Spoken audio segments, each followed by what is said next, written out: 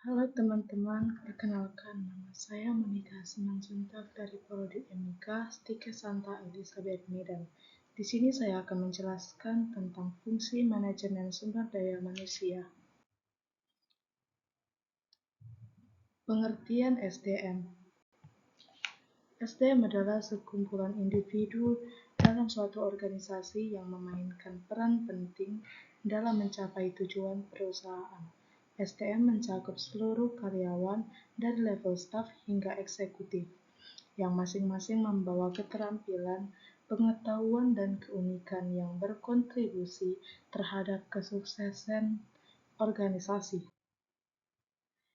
Di sini ada 4 fungsi manajemen sumber daya manusia. Yang pertama, perencanaan.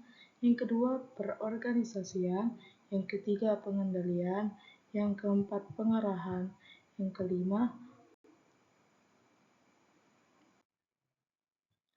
yang pertama, perencanaan SDM, yaitu merencanakan tenaga kerja secara efektif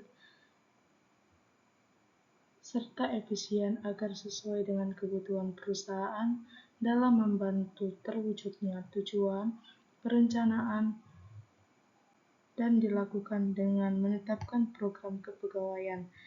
Contohnya, rencana aksi untuk memenuhi kebutuhan SDM, misalnya perekrutan dan seleksi, identifikasi staf administrasi yang berpotensi dan memberikan kesempatan untuk dilatih menjadi koordinator medis. Ini akan meningkatkan motivasi dan loyalitas karyawan. Di sini ada faktor yang mempengaruhi perencanaan SDM. Yang pertama, faktor internal, yaitu contohnya rencana strategis, perluasan usaha atau kegiatan baru, rancangan organisasi, anggaran, estimasi produksi dan penjualan, dan tugas pekerjaan lainnya. Yang kedua, faktor eksternal, yaitu contoh situasi ekonomi, sosial, budaya, politik, peraturan perundang-undangan, teknologi, dan pesaing. Kita masuk pada yang kedua, perorganisasian, yaitu kegiatan untuk mengorganisasi semua karyawan dengan menetapkan pembagian kerja, hubungan kerja, delegasi wewenang, integrasi, dan koordinasi dalam bagan organisasi, karena organisasi hanya merupakan alat untuk mencapai tujuan. Contohnya, menetapkan struktur kerja, unit rekam medis. Yang ketiga ada pengarahan, yaitu kegiatan mengarahkan semua karyawan agar mau bekerja sama dan bekerja efektif dan efisien dalam membantu tercapainya tujuan perusahaan, yaitu karyawan dan masyarakat. Contohnya, yang pertama melaksanakan rekrutmen 2 petugas baru sesuai kualifikasi. Yang kedua, memberikan orientasi kerja kepada petugas baru. Langkah dari menggerakkan SDM yaitu motivasi, yang kedua pengembangan karir, yang ketiga kepemimpinan yang efektif, yang keempat komunikasi yang efektif, yang kelima pengakuan dan penghargaan, yang keenam pemberdayaan karyawan, dan yang terakhir keseimbangan kerja hidup. Di sini ada yang keempat, pengendalian, yaitu kegiatan mengendalikan semua karyawan agar menjadi peraturan-peraturan perusahaan dan bekerja sesuai dengan rencana.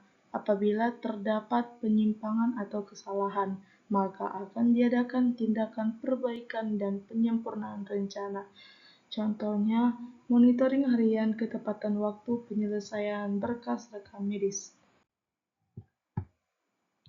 Beberapa langkah dan praktik yang umum digunakan untuk mengontrol sumber daya manusia, yaitu yang pertama, perencanaan tenaga kerja, yang kedua, rekrutmen dan seleksi, yang ketiga, orientasi dan pelatihan, yang keempat, penilaian kinerja, yang kelima, manajemen kerja, yang keenam, pengembangan karir, yang ketujuh, pengelolaan konflik dan kesejahteraan, dan yang terakhir, pengelolaan kompensasi.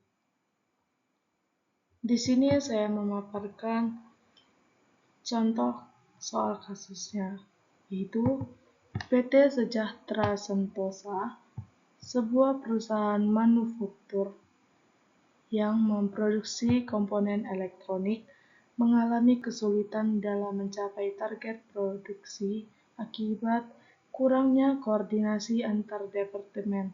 Manajemen produksi seringkali tidak mengetahui perubahan desain produk yang dilakukan oleh departemen desain, sehingga menghasilkan produk yang tidak sesuai dengan spesifikasi.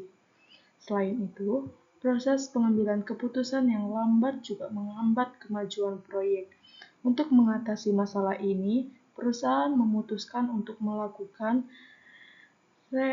restrukturisasi organisasi dengan menetapkan pembagian kerja yang jelas, hubungan kerja yang efektif, delegasi wewenang yang tepat, serta integrasi dan koordinasi yang baik dalam bagan organisasi. Pembahasan dari kasus ini adalah dalam kasus PT Sejahtera Sentosa, pengorganisasian kegiatan yang efektif sangat penting untuk mencapai tujuan perusahaan.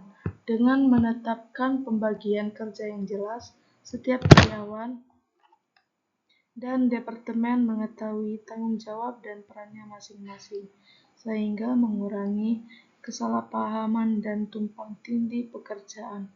Hubungan kerja yang efektif juga memungkinkan komunikasi yang lancar antar departemen, sehingga perubahan desain produk dapat diketahui oleh semua pihak yang terkait.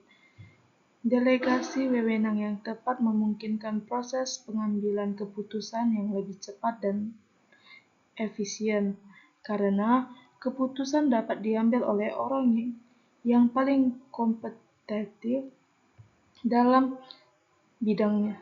Integrasi dan koordinasi dalam bagan organisasi memastikan bahwa semua departemen dan karyawan bekerja sama untuk mencapai tujuan perusahaan. Dengan demikian, PT Sejahtera Sentosa dapat meningkatkan efisiensi dan efektivitas operasionalnya serta mencapai target produksi yang diinginkan. Nah, kita masuk kepada contoh kasus yang kedua. PT XYZ adalah sebuah perusahaan yang bergerak di bidang teknologi informasi. Perusahaan ini memiliki beberapa departemen, termasuk Departemen Pengembangan Perangkat Lunak, Departemen Pemasaran, dan Departemen Keuangan. Namun, perusahaan ini mengalami kesulitan dalam mengkoordinasi pekerjaan antar departemen sehingga menyebabkan keterlambatan dalam penyelesaian proyek dan penurunan kualitas produk.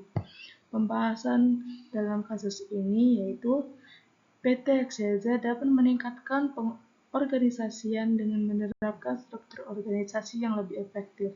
Misalnya, perusahaan dapat membentuk tim proyek yang terdiri dari anggota dari berbagai departemen untuk meningkatkan koordinasi dan komunikasi antar departemen.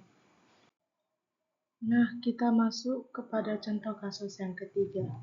Rumah Sakit Sehat Sentosa mengalami kesulitan dalam mempertahankan staf perawat yang berkualitas dan kompeten.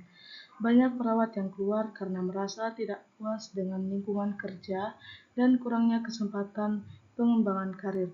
Akibatnya, rumah sakit harus terus-menerus merekrut dan melatih perawat baru, sehingga meningkatkan biaya dan mempengaruhi kualitas pelayanan kepada pasien. Manajer HRD rumah sakit memutuskan untuk melakukan analisis kebutuhan pelatihan dan pengembangan karir bagi perawat serta memperbaiki sistem kompensasi dan lingkungan kerja untuk meningkatkan kepuasan kerja perawat. Pembahasannya yaitu dalam kasus Rumah Sakit Sentosa, fungsi manajemen SDM yang efektif sangat penting untuk mempertahankan staf perawat yang berkualitas dan kompeten. Manajemen SDM di rumah sakit perlu memperhatikan beberapa aspek, seperti perencanaan SDM, pengadaan SDM, pengembangan SDM, pemeliharaan SDM, dan pemanfaatan SDM. Dalam kasus ini, rumah sakit perlu memperbaiki proses pengembangan karir dan pelatihan bagi perawat, serta meningkatkan kepuasan kerja perawat melalui perbaikan sistem kompensasi dan lingkungan kerja.